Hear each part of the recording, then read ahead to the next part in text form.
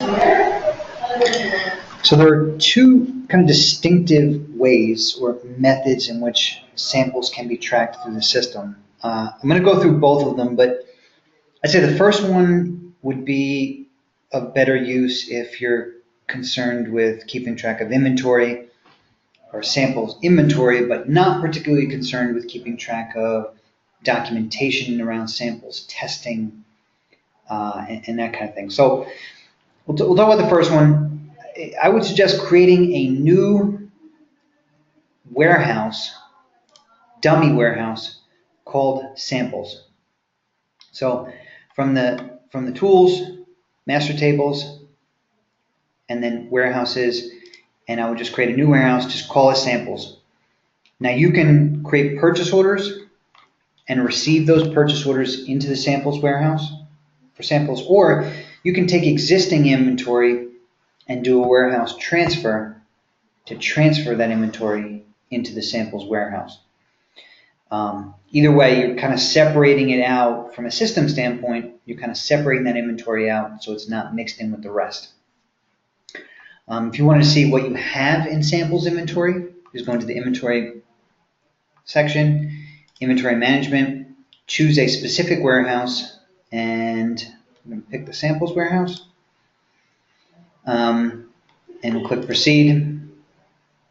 It shows us in this case we just have this one venture for that particular product. That's how much is in there. That's when it was received in. Here's our cost. Now again, your cost could be zero on samples. If the samples are provided by free by the suppliers, it could be zero, or there could in fact be costs associated with it. In this case there is. So that tells us what our actual cost per pound is on that specific samples inventory. Now, when we want to ship a customer samples, we're going to create a sales order for $0. So we're not going to charge the customer anything. I'm just going to select a customer here. We don't have to put a PO number. Maybe we'll just call it a samples shipment. This would be the sales rep associated with this. So let's say it's Harold that's going to be sending out the samples, and I'm just going to pick the product here, and let's say we're going to ship out 1 pound at $0. So we'll ship that out to the customer. I'll click assign. That's going to assign it an order number. So it's a sales order number just like any other sales order, except it's a $0 sales order. And we're going to click proceed, where we're going to allocate this against the samples inventory. So we'll go into the sales order allocation menu, select the specific order that we just created, which is this one. And we can just tell the system, just ship out of the samples inventory. Now you can be more specific than this if you want to. Like if you've got multiple lots of that product within the samples inventory, you can say choose a specific lot. So if you click into this view menu, or this view link, it's going to load all the available lots, and this is the specific lot that we had in there for the samples inventory. So I'm going to choose, okay, so this is actually packaged in cartons of 100 pounds each. So if we wanted to split those into smaller cartons, we would do an inventory adjustment and say we have to split the cartons up first. But I'm just going to say ship this customer 1 carton. So I'll click allocate, allocates it against that specific lot. And now we have an option from here too. We could just allocate that sample to a customer but not ship it out to them. Or we're going to do what we're actually going to do, which is release, which is going to go ahead and ship it out right now. So we'll say create a delivery. And this is the same way you process a normal order, really. It's just that it's going to be at $0. So that creates a delivery. We'll generate a $0 invoice, which is going to get it out of inventory. And if you wanted to send a $0 invoice along with the samples inventory, you can. There's also, you can create a delivery order for this if you're shipping it out. But in this case, I'm just going to say, yeah, we just want to ship that out. Now, if you want to look up a history of everything that was shipped out of the samples warehouse, or what customers receive samples, you can go into the logistics menu, release explorer, and I'm going to choose the samples warehouse here, shipped from warehouse equals samples. and we'll click proceed, and this is going to show us we had 2 different samples deliveries. Those are the 2 customers that received those samples. This is the date that we shipped it to them. So we wanted to follow up on samples that shipped out. This would be a way to do that. So that's method number 1. That's kind of the method I would suggest if you're more concerned with keeping track of samples inventory and less concerned with tracking around follow-ups and documentation and things like that. That's probably the way to do it. Now talking about method 2, that's going to be done using the inquiries function. So the inquiries function isn't actually tied to inventory in any way. That's the key differentiator here. So this is sort of a tracking mechanism that's not necessarily tied to inventory. In fact, it's not tied to inventory. So I'm going to go into inquiries, and let's say we're going to send a sample to a customer. We're going to go in here and say create inquiry, and there's notes you can put around this. So those notes could be if you send the sample to a customer and they provide comments back or feedback, you could put the feedback in here. It's a way to keep track of that. General information, you're going to choose what type of inquiry it is. Now there's other videos about keeping track of inquiries in general, so I'm not going to go into all the different ways in which inquiries can be used. We're just going to focus for now on sample requests. Now if there's any third-party testing that's going to be done on the samples, then you can link a sample request with a sample result, and you can upload and attach the documentation provided by the lab or whoever's doing the testing. You can link a result with a request. For now, let's just say it's a request. It knows the user who's entering this. This is my user ID, so it knows it's me who's entering this. But I can assign this to someone else in the organization to follow up. So let's say I assign it to Andy, that's my brother.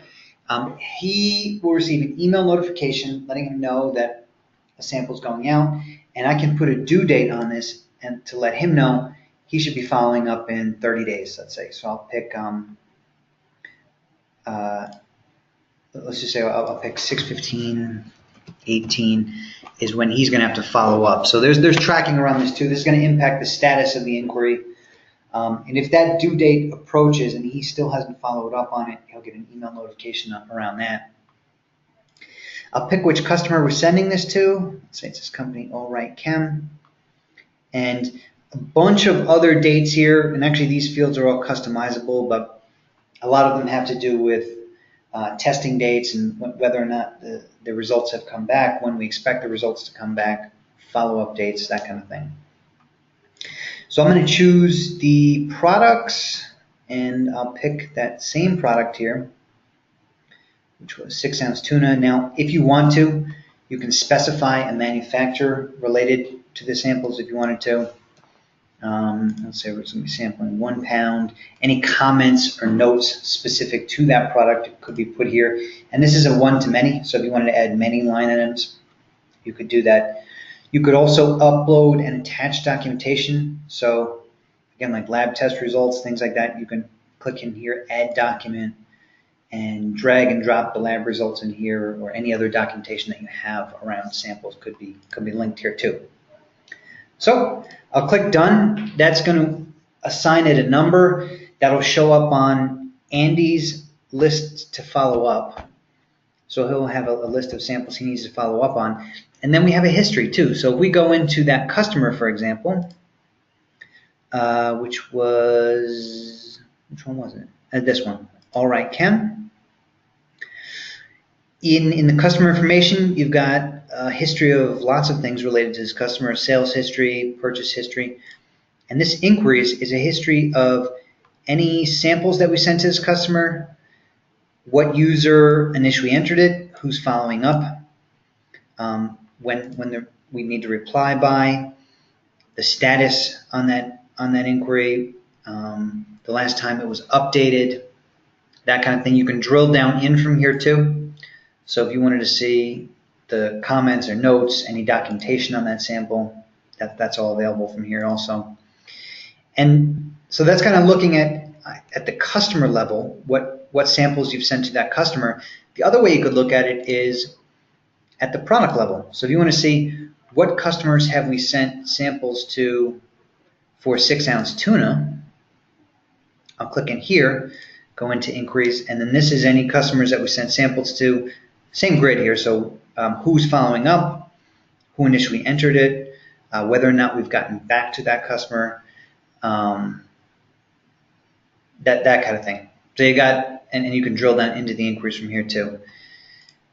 Finally, the other piece is related to alerts, and this part's quite customizable, but in the inquiries section, these would be like my active inquiries.